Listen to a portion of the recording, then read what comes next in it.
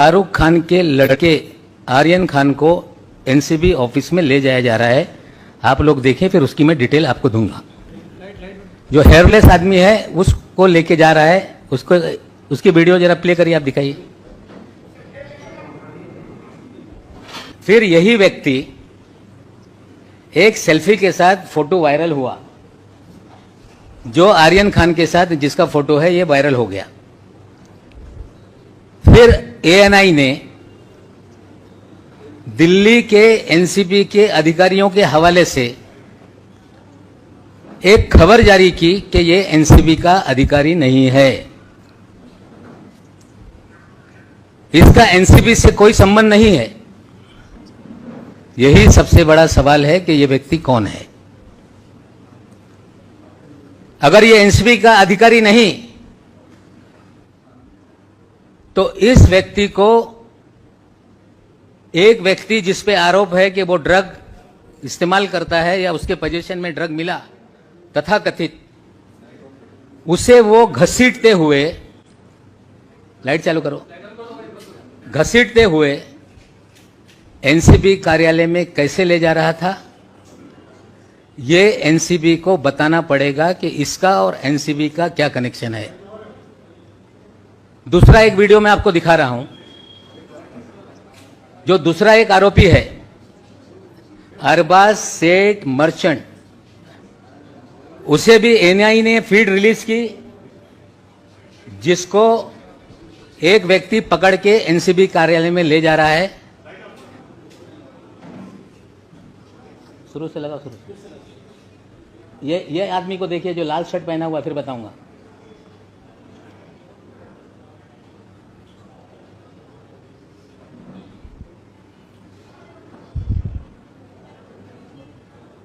जो maroon shirt वाला है, मैं इसको दे देता हूं, आपको देख लेना आप लोग। दोनों फीड ये एनआईए एजेंसी ने जारी करने का काम किया है। पहले वाले से एनसीबी ने कहा कि हमारा कोई ये अधिकारी नहीं है। पहले वाले का नाम है केपी गोसावी। जो दूसरा वाला व्यक्ति है जो अरबाज को ले जा रहा है, उसका नाम है मनीष भानुशाली। यह भी एनसीबी का अधिकारी नहीं है, ये भारतीय जनता पार्टी का उपाध्यक्ष है। इसकी प्रोफाइल पे जो जो फोटो है लोगों को दिखाने का काम करो। मनीष भानुशाली का, मनीष भानुशाली और फोटो नेक्स्ट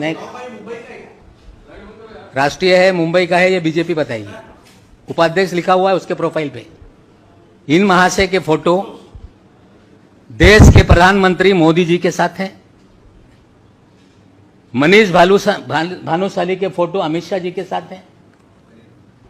मनीष भानुशाली के फोटो देवेंद्र फडणवीस के साथ हैं। मनीष भानुशाली के फोटो गुजरात के कई मंत्रियों के साथ हैं। मनीष भानुशाली के फोटो आशीष शेलार के साथ है, नड्डा साहब के साथ है, केंद्रीय मंत्री, रेल राज्य मंत्री के साथ है।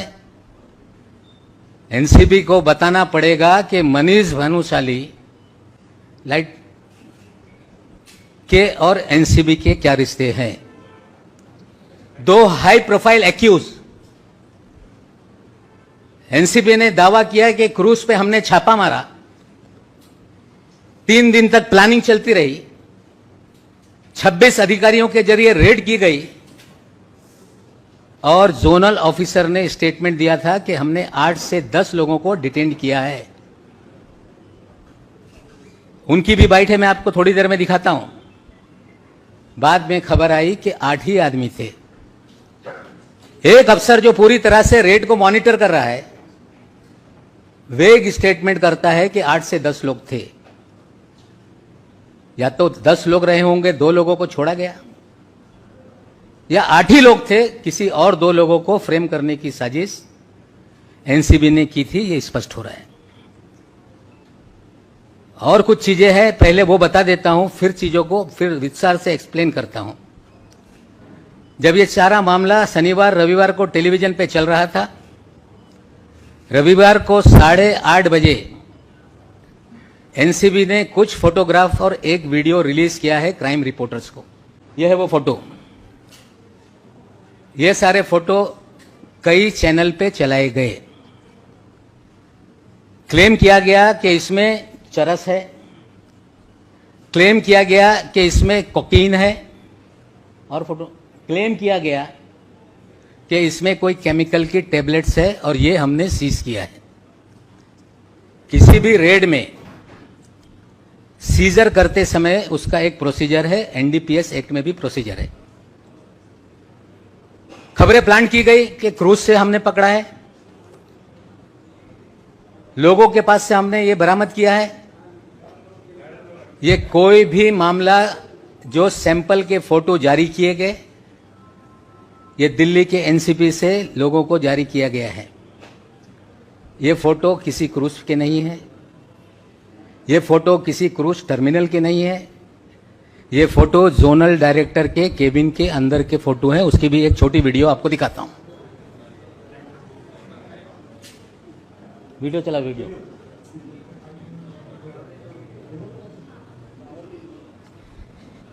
किसी भी सीजर का एक प्रोसीजर है कि जहां पे छापेमारी हो, लाइट चालू करो, छापेमारी हो, वहां पे पंचनामा बनाया जाए, जो भी सीज मटेरियल है उसे सील किया जाए, सील करके स्ट्रांग रूम में रखा जाए, और जरूरत पड़े अगर सैंपलिंग को भेजना है तो ये मैजिस्ट्रेट के सामने परमिशन से खोल के सैंपलिंग की जाए और मैजिस्ट्रेट के सामने सील किया जाए। ये सारे वीडियो और फोटो ये बताते हैं कि क्रूज पे कोई भी सीजर नहीं हुआ। ये सारे वीडियो फोटो बताते हैं कि ये वीडियो जोनल डायरेक्टर के कार्यालय का है। या तो ये पूरा मामला फर्जी बनाया गया है, पब्लिसिटी के लिए बनाया गया है, मामला न्यायालय में है। जिनके खिलाफ मामला है वो कोर्ट के सामने अपने तथ्य रखेंगे। लेकिन पहला सवाल मेरा यह है एनसीबी से कि मिस्टर गोसावी का जोनल डायरेक्टर से क्या रिश्ता है, ये उसको खुलासा करना पड़ेगा। अगर एनसीबी कहती है कि ये एनसीबी का अधिकारी नहीं है, तो किस तरह से दो हाई प्रोफाइल एक्यूज को ये हैंडल कर रहे थे? मनीष भानुशाली ये एनसीपी का अधिकारी नहीं, फिर ये दूसरे हाई प्रोफाइल जो एक्यूज है उसको कैसे हैंडल कर रहा था? सवाल ये उठ रहा है कि क्या एनसीपी को अधिकार है कि प्राइवेट लोगों को हायर करके या उनकी मदद से रेड की जाए? अगर है तो किस कानून के तहत, इसका भी खुलासा एनसीबी को करना पड़ेगा। हमारा सीधा आरोप है कि पिछले 1 साल से भारतीय जनता पार्टी महाराष्ट्र को, महाराष्ट्र की सरकार को, मुंबई की फिल्म इंडस्ट्री को, बॉलीवुड को बदनाम करने के लिए फर्जीवाड़ा रच रही है। और पूरा 3 तारीख का ड्रामा ये फर्जी है। और श्री मनीष भानुशाली, इनका प्रोफाइल अभी उन्होंने लॉक कर दिया है। कल शाम से गोसावी का प्रोफाइल लॉक है, लेकिन मनीष भानुशाली के हमने 2 दिन में उसकी जो मूवमेंट है हमने निकाली है। 21 तारीख के दिन मनीष भानुशाली ये दिल्ली में था कुछ मंत्रियों के घर पे। 22 तारीख को मंत्रालय में गांधीनगर में ये रहा। 28 तारीख तक गांधीनगर के मंत्रालय में लगातार इसकी बैठकें होती रही। और ये 21-22 तारीख की तारीख बहुत इंपॉर्टेंट है। भानुशाली 21-22 तारीख की तारीख इसलिए इंपॉर्टेंट है कि मुंद्रा पोर्ट पे गुजरात में 3,000 करोड़ के 27,000 करोड़ मुझे पता नहीं, लेकिन एक बड़ा अफगानिस्तान से ड्रग का कंसाइनमेंट पकड़ा गया। तो मनीष भानुशाली दिल्ली में किससे मिल रहा था? मनीष भानुशाली गुजरात में किन मंत्रियों के साथ बैठा था? 28 तारीख तक मनीष भानुशाली गुजरात के मंत्रालय में क्या कर रहा था? 28 को फिर बंबई आता है, फिर 1 तारीख के दिन फिर गुजरात में मंत्रालय में जाकर राणा नाम के एक मंत्री है उनके साथ बैठक करता है। और 3 तारीख को छापेमारी में लोगों को गिरफ्तार करता है, ये सारे सवाल के जवाब हमें लगता है कि एनसीपी को देना पड़ेगा।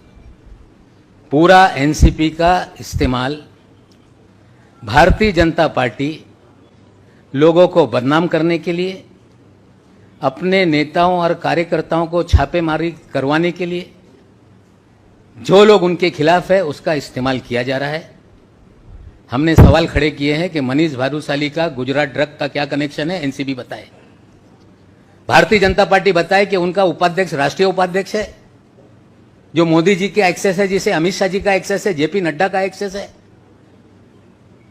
और मनीष भानुशाली को कौन सी जिम्मेदारी भारतीय जनता पार्टी ने दी है, ये दोनों लोगों को खुलासा करना पड़ेगा कि एनसीपी का भानुशाली का क्या कनेक्शन है, भारतीय जनता पार्टी का भानुशाली का क्या कनेक्शन है, और जो भी पिछले 1 साल में मुंबई शहर में बैठकर एनसीबी कर रही है, सारा फर्जीवाड़ा करके लोगों को बदनाम किया जा रहा है। जितने भी मामले बनाए गए, फिल्म वालों को टारगेट करके पब्लिसिटी लूटी गई। लगातार सारा देश का मीडिया अलग अलग लोगों को पूरी तरह से मीडिया ट्रायल करता रहा। मैं उम्मीद करता हूं कि आज सवाल जो मैंने उठाए हैं ये देश की जनता के सामने जाएंगे और भारतीय जनता पार्टी का एनसीपी पे क्या प्रभाव है, एनसीपी के लोग प्राइवेट लोगों के जरिए लोगों को गिरफ्तार किस तरह से करा रहे हैं, इसका खुलासा बीजेपी और एनसीपी को करना होगा। और ये शुरुआत है, बहुत सारी चीजें एनसीपी को लेके हैं, समय समय पे चीजें मैं आपके सामने रखूंगा। और आप पत्रकारों से भी विनती करता हूं, खास करके क्राइम रिपोर्टर से, कि कोई अधिकारी फीड कर दे वो सच है ये मानकर आप खबरें ना चलाएं। कुछ तहकीकात आपको भी करनी है कि ये सच कितना है, झूठ कितना है। ये सारा मामला 3 तारीख का फर्जीवाड़ा है। गुजरात ड्रग कनेक्शन से भी कुछ कनेक्शन है। एनसीपी भारतीय जनता पार्टी के लोगों के साथ मिलकर लोगों को गिरफ्तार कर रही है। और ये जो सारे एविडेंस है मैं आपको व्हाट्सएप के जरिए सारी चीजें देता हूं। और गोसावी ये क्लेम करता है कि ये प्राइवेट डिटेक्टिव है। गोसावी क्लेम करता है कि ये कोलालमपुर में रहता है।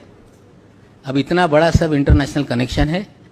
हमें लगता है कि दिल्ली के एनसीपी के मुखिया जो सवाल हमने खड़ा किए हैं उसका खुलासा करेंगे। अगर खुलासा नहीं करते हैं तो और सवाल कुछ दिनों में हम उनके सामने रखने का काम करेंगे।